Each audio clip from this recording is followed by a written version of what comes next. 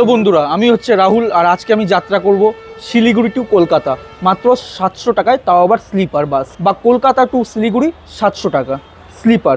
আর যদি সিটার নাও সেই ক্ষেত্রে হচ্ছে 600 টাকা পড়বে, বার্গেনিং করলে 500 টাকা তো হবে। স্লিপারও 600 টাকাতে হবে যদি তোমরা কোনো রকম দালাল ছাড়া আসো তাহলে।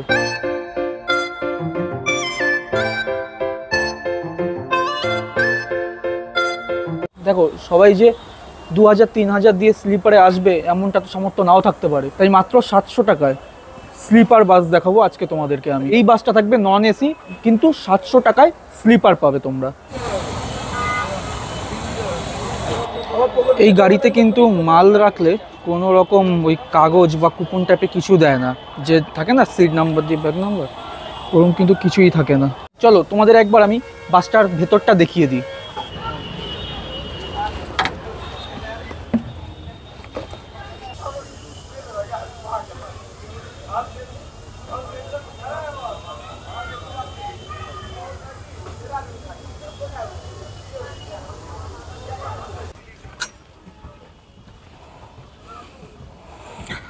সাতশো টাকার গাড়ি 700 টাকার মতনই, জাস্ট তোমরা জার্নি করতে পারবে শুয়ে, এইটুকুই। কিন্তু এই গাড়ি থেকে যদি তোমরা বেশি কিছু আশা রাখো এমনটা নয়।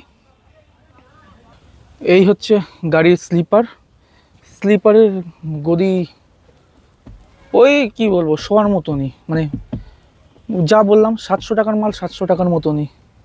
এটাতে কিছু বেশি কিছু আশা করলে হবে না, জাস্ট তোমরা জার্নিটা করতে পারবে শুয়ে, কষ্টটা কম হবে, ঠিক আছে। এই হচ্ছে সিট অ্যারেঞ্জমেন্ট হচ্ছে তোমার ওদিকে দুটো, এদিকেও দুটো করে, ঠিক আছে। আর পেছন দিকে হচ্ছে এরকম আছে। গাড়ির সামনের মানে গাড়ির ভেতর থেকে দেখতে ঠিক এরকমই লাগে, হ্যাঁ। আর এই হচ্ছে গাড়ি ওখানে স্পিকার লাগানো আছে, কোন কাজে লাগে জানি না। তবে এই গাড়িটা গরমের সময় হয়ে যায় এসি, আর শীতকালে হয়ে যায় নন এসি। এরা হচ্ছে এরকমভাবেই গাড়িটাকে চালায়। এই পাশেও দুজন করে আর এই পাশেও দুজন করে, এই গাড়িটার মধ্যে দুজন করেই শোয়। কিন্তু এই গাড়িটায় যে দুজন করে শোয়ার জায়গা আছে সেটা কিন্তু মানে কি বলবো, খুবই ছোট, ঠিক আছে, খুব ঠেসে ঠেসে শোবে, হ্যাঁ। আর ওই এসি ভেন্ট ওখানে রয়েছে, কিন্তু এটা তো এখন নন এসিতে চলছে তাই হবে না। চার্জিংয়ের জায়গা আছে ওখানে, এই হচ্ছে চার্জিংয়ের জায়গা, হুম।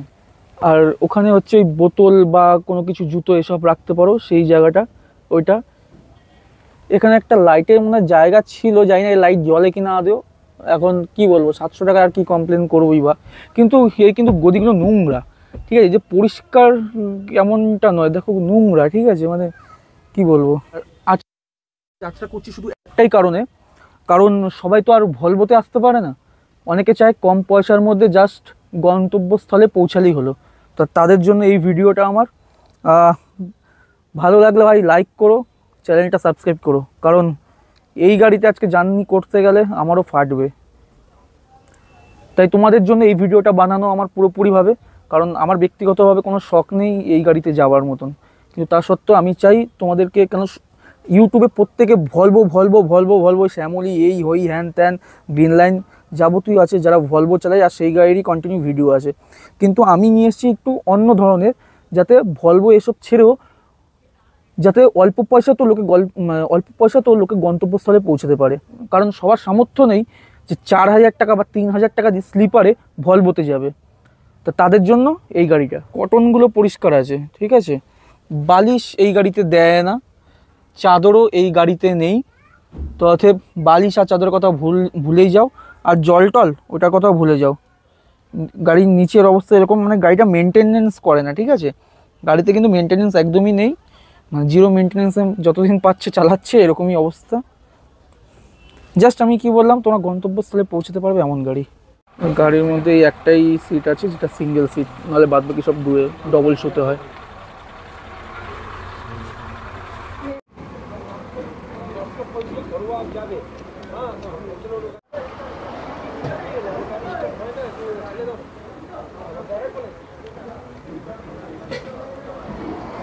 এখন আমাদের গাড়ি এসে দাঁড়ালো হচ্ছে নিশ্চিন্তপুর।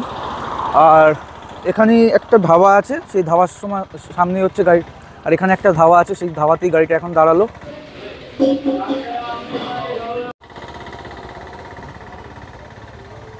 তবে আমি এই প্রথমবার দেখলাম যে কোনো বাস এমন এক যেখানে খাবারের দাম কম। এখানে মাংস রুটির দাম, ভেজ যদি তুমি খাও 80 টাকা, ঠিক আছে, পনির যদি তুমি খাও তুমি 100 টাকার মধ্যে পেয়ে যাবে, মানে খুবই রিজনেবল।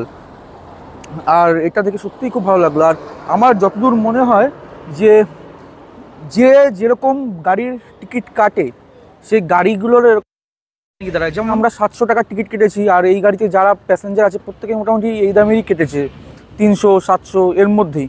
অতএব এই গাড়িগুলো সেরকম দোকানে এসেই খাবারের দাম সস্তা। আর ভলভো এরা পয়সা দিয়ে কাটে, 3000-4000 টাকার টিকিট কাটে, ওই জন্য ওরাও সেই রকম ধাবায় গিয়ে দাঁড়ায় যেখানে খাবারের দাম প্রচণ্ড পরিমাণে বেশি। এখন বাজে 11টা 10 আর গাড়ি এসে নিশ্চিন্তপুরে।